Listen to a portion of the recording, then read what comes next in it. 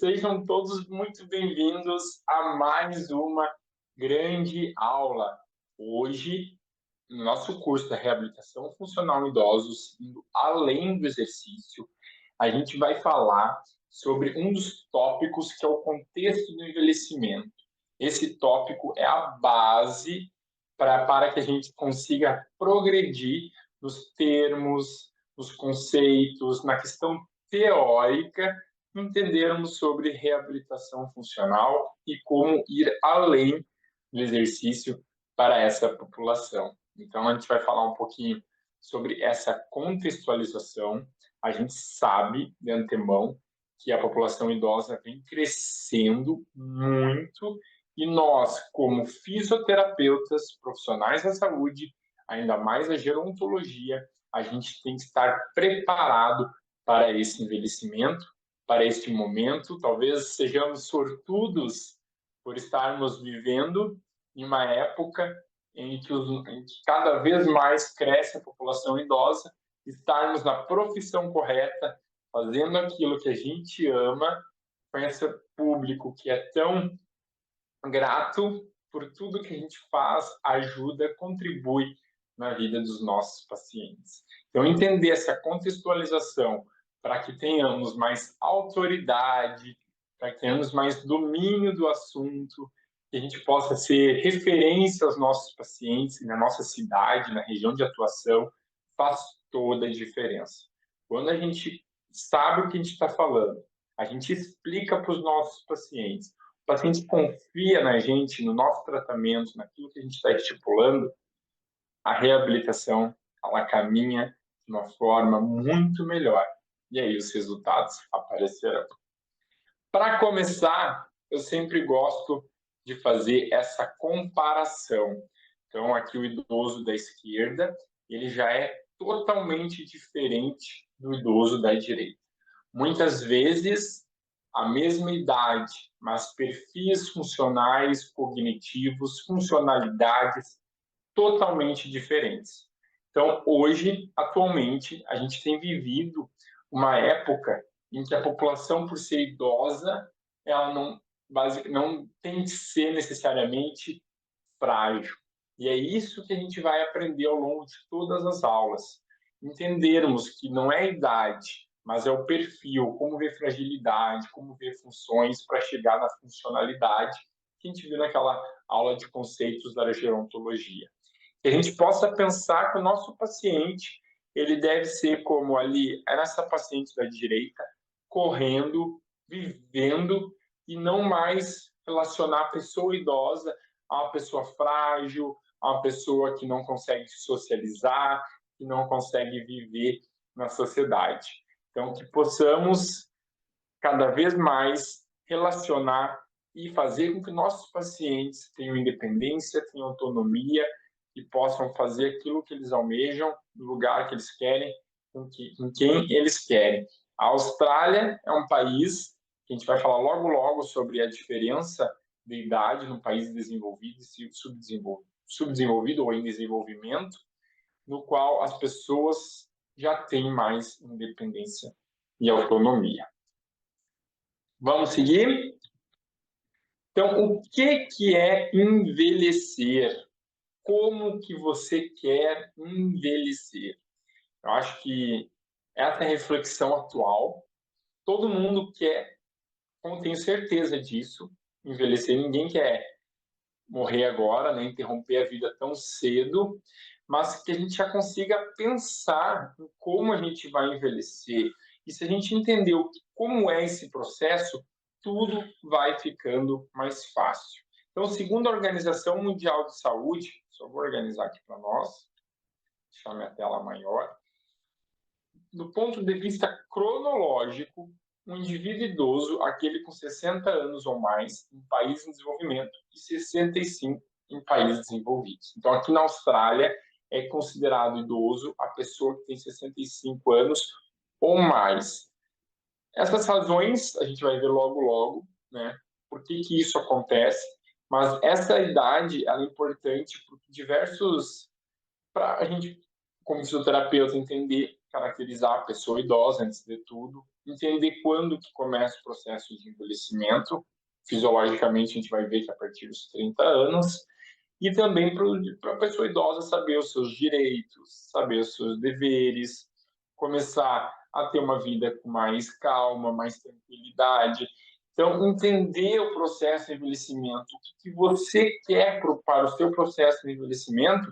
Tem muitos pacientes idosos que me chamam apenas para manter a saúde, a prevenção, promoção e se preparar para o processo de envelhecimento. Então, o nosso perfil tem mudado cada vez mais como aquela comparação inicial.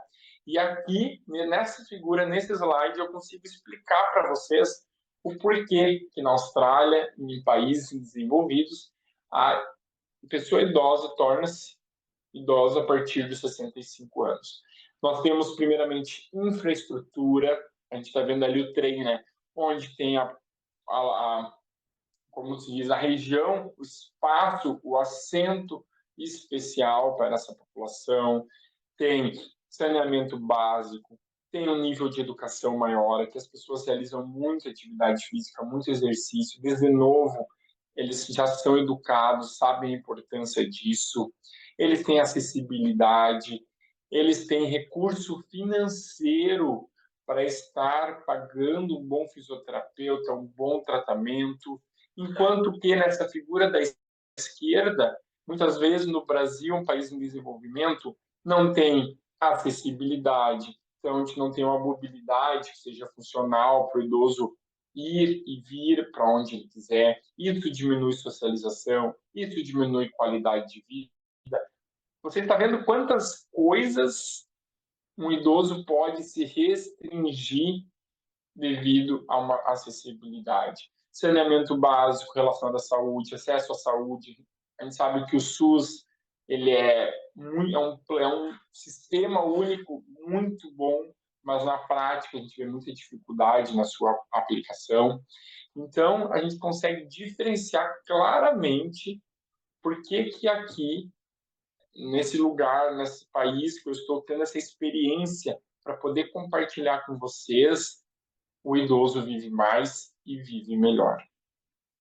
Claro que a gente não está excluindo, né, as probabilidades, as alterações cognitivas, de doenças, de fragilidade, sarcopenia. Tudo isso acontece. Mas acontece ou quando o idoso está mais longevo, ou quando o idoso ele já está predisponente a essas doenças. Diferente do Brasil, que a gente poderia estar levando ainda mais acessibilidade, qualidade de vida, ainda mais coisas boas como tem aqui. Aqui, se eu for agora num parque, eu consigo caminhar todo o parque, fazer todo o parque com uma pessoa idosa, por exemplo. E ainda vou ver muitos idosos lá fazendo atividade, estimulando atividade, fazendo exercícios. As academias abertas aqui realmente são funcionais, não são aqueles aparelhos soltos, largados, abandonados, estragados. Então, realmente, estar em um país desenvolvido muda não só a nossa cabeça, mas como a gente pode ver também o processo de envelhecimento. Deixa eu mudar aqui. Então, essa figura, ela consegue trazer para nós de forma muito clara, vou diminuir um pouquinho, assim, muito claro o processo de envelhecimento. Ele é um processo progressivo, ele vai aumentando ao longo dos anos, irreversível, a gente ainda não tem um tratamento para frear esse processo de envelhecimento, e universal. Vai acontecer com todos, independente da idade, da raça, sexo, condição financeira, ele é universal, ele é justo para todos. A partir do quê? De alterações multidimensionais, sejam elas biológicas, a partir da mudança morfológica, nas funções, a funcional, e também bioquímica, a nossa química, as nossas células, todo o nosso pH, envolve toda a questão fisiológica. Além disso, como a gente viu na aula de teorias do envelhecimento, né, a questão psicológica e social está diretamente relacionada. Então, hoje a gente fala no multidimensional, são muitas dimensões. e não só o biológico, mas sim se a gente está num grupo socializando, se a gente está bem psicologicamente, longe de uma depressão, por exemplo, a nossa questão biológica, sem dúvidas nenhuma, vai ser melhor. E é isso, é isso que nós temos que mostrar para o nosso paciente. Não é só o exercício sempre levando, mas o ambiente que ele está, com quem ele está, o que ele faz nas outras 23 horas do dia dele. E isso a gente vai tentar mudar de maneira biopsicossocial, não só com a fisioterapia. Por isso que esse curso é além do exercício. E aí, para dentro desse processo de envelhecimento, vocês podem estar me perguntando, Murilo, o gaúcho, né? Por que alguns idosos têm mais doenças? Porque, embora ele tenha um estilo de vida saudável, ele tem mais doença, ele passa por mais problemas, ele é mais frágil. Então, nós temos as influências intrínsecas, que aí entra o nosso componente genético, né? A nossa hereditariedade, aquilo que a gente herda dos nossos pais, nossos avós, da nossa família físicos. E isso está em torno de 40% comprometendo o nosso envelhecimento. Por exemplo, uma hipertensão, diabetes, um câncer, são coisas que podem já estar no nosso gene e vai acontecer. E aí, quando acontece o processo de envelhecimento, no qual o nosso corpo ele já tem um processo inflamatório acentuado, já tem alguns órgãos, sistemas que já não conseguem compensar e trabalhar tão bem, esses fatores intrínsecos acabam crescendo e algumas doenças aparecendo. Quanto que as influências extrínsecas é aquilo que a gente consegue fazer, melhorar e mudar para a prevenção da doença e também para o tratamento da doença. Então, hoje a gente sabe que o estilo de vida saudável, a partir do exercício físico, da boa nutrição, alimentação, hidratação, sono, tudo aquilo que vai te dar um estilo de vida mais saudável, a gente controla a partir das influências extrínsecas e consegue minimizar as influências intrínsecas.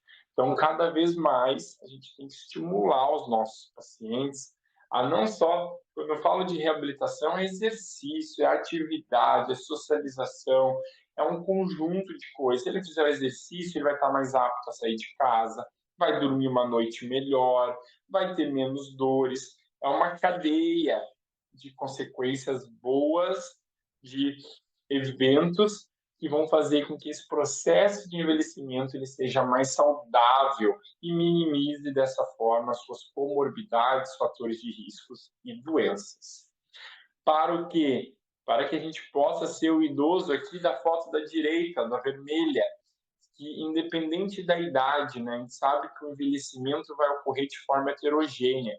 As idades biológica, social e psicológica são muito diferentes da idade cronológica, qual eu comecei essa aula falando, e aqui é uma comparação real e verdadeira. Idosos da mesma idade, com perfis totalmente diferentes. Então, é exatamente isso. Eu já atendi a dona Brígida, já falei sobre ela, já apresentei foto em uma das aulas, com 105 anos. E a dona Brígida trabalhava na sua casa, tinha o contato familiar, tinha autonomia, tinha independência. Dançamos a valsa no seu aniversário de 100 anos. Por quê? Porque não é a idade que rotula o nosso paciente. Mais do que nunca, a gente tem que ter isso em mente. O nosso paciente, dependendo das influências intrínsecas, extrínsecas, a gente vai entregar uma reabilitação para que o envelhecimento seja o mais saudável possível aos nossos pacientes, para que a gente possa ser como esse idoso da imagem da minha direita aqui e evitar, né, a sarcopenia, a fragilidade e todas as consequências do envelhecimento. Seja um idoso senescente e não um idoso senil. Vamos lá? E a epidemiologia, o que vocês acham? está crescendo o número de idosos.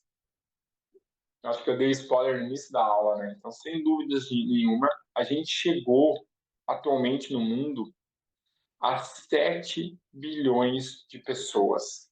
O Brasil estando entre, vamos ver, olha, a população vem crescendo ano a ano. E adivinha qual a população que mais cresce e acompanha esse ritmo para alcançar os 7 bilhões, 8 bilhões de pessoas no mundo, sendo o Brasil como 7º lugar. Então, o Brasil está aqui, com em torno de 215 milhões de habitantes, sendo que grande parte dessa população ela é idosa.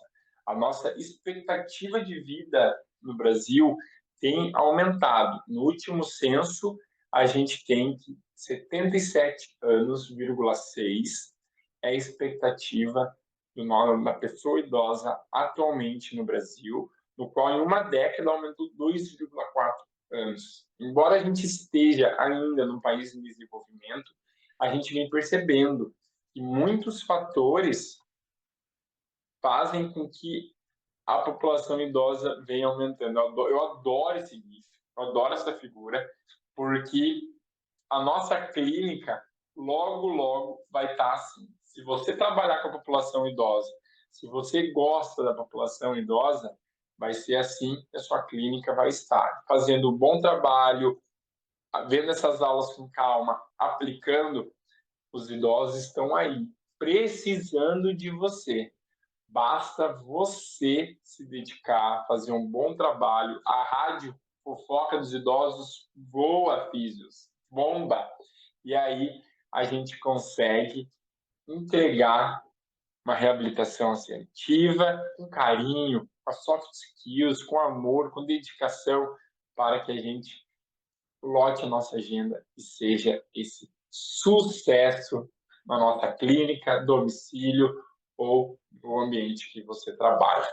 Dentre os fatores, voltando aqui, é importante a gente falar sobre isso, os fatores que fazem com que aumente a expectativa de vida são aqueles que a gente falou, mas uma população educada, sabendo a importância do exercício, sabendo uma alimentação correta, estimulando essa população no seu quesito cognitivo.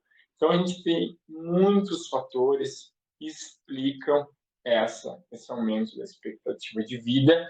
Com certeza vai continuar aumentando, e aquela nossa pirâmide etária, que era a base de recém-nascidos, crianças, adolescentes, até a população idosa, ela está ficando enquadrado, porque a população idosa hoje, logo, logo, até 2030, a expectativa é que fique da mesma forma com o número de nascidos. Então, a gente tem muito paciente idoso para tratar, para ajudar, desde prevenir o envelhecimento, ajudar o envelhecimento saudável, né, reabilitação quando tiver alguma patologia e disfunção instalada. Vamos em frente?